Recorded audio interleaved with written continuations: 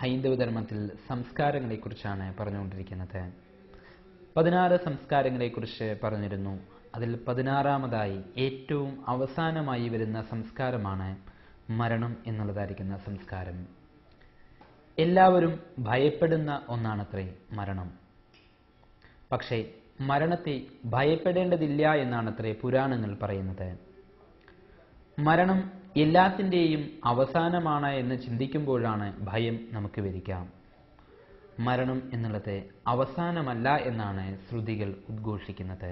രാത്രിയുടെ തുടർച്ചയായി പകൽ വരുന്നത് പോലെ, ദുഃഖത്തിൻ്റെ തുടർച്ചയായി സുഖം വരുന്നത് പോലെ, ഇറക്കത്തിൻ്റെ തുടർച്ചയായി കയറ്റം വരുന്നത് പോലെ മരണത്തിൻ്റെ തുടർച്ചയായി തീർച്ചയായും ജനനവും വരുന്നു. ആത്മാവിന് മരണമില്ലാത്രേ. മരണം എന്നുള്ളത് പരലോകത്തിലെ ജനനമാണ്. സത്യത്തിൽ ഇഹ ജാഗന്മൃതോ ജന്തു പ്രബുദ്ധോന്യത്ര കദ്യതേ മൃത്വാന്യത്ര പ്രബുദ്ധസ്യാം ജാഗ്രസ്വപ്നോ ഭവത്യലം എന്ന് യോഗവാസിഷ്ഠത്തിൽ പറയുന്നുണ്ട്.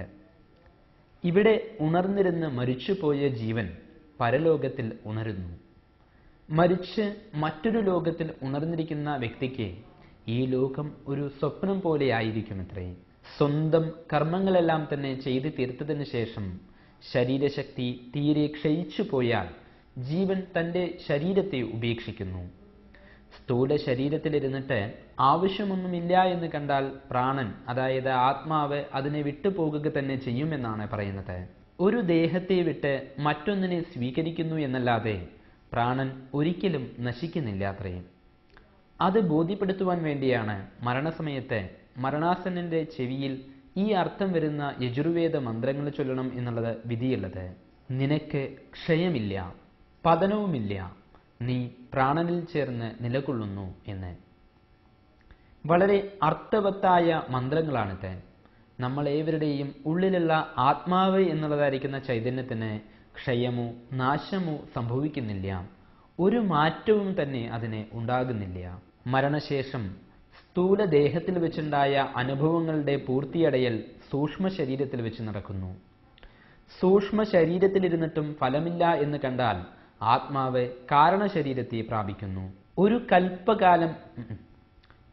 കൽപ്പം കഴിയുന്നതുവരെ പ്രാണൻ സ്വന്തം കാരണശരീരത്തെ ഒരിക്കലും കൈവിടാറില്ല.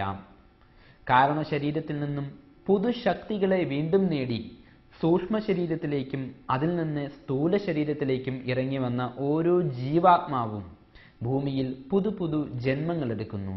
ഇങ്ങനെ ജനന മരണം എന്നുള്ളതായിരിക്കുന്ന ചക്രം കറങ്ങിക്കൊണ്ടേയിരിക്കുന്നു. സ്ഥൂല ശരീരത്തിൽ നിന്നും, അതായത് ഈ കാണുന്ന ദേഹത്തിൽ നിന്നും പ്രാണൻ സൂക്ഷ്മ ശരീരത്തിലേക്ക് കടക്കുന്ന അവസ്ഥയെയാണ് മരണം എന്ന് വിളിക്കുന്നത്.